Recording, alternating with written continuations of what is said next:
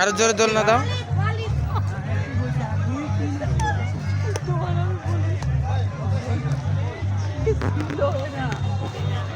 মানে এক একটা চিড়িয়া কি আব্বু তুমি দোলনা খাচ্ছ?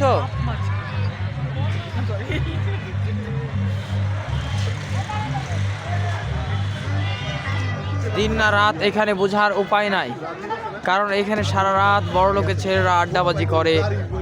এখানে দিন রাতের কোনো তফাৎ বোঝার কারো কোনো কায়দা নেই। আমি রাত 3টা বাজে সেদিন আসলাম, তখনও দেখছি আলালের ঘরের দুলালরা এখানে হেলিয়ে ধুলিয়ে নাচিচ্ছে। সেটা বুঝি না। হ্যাঁ বাবু, বাবু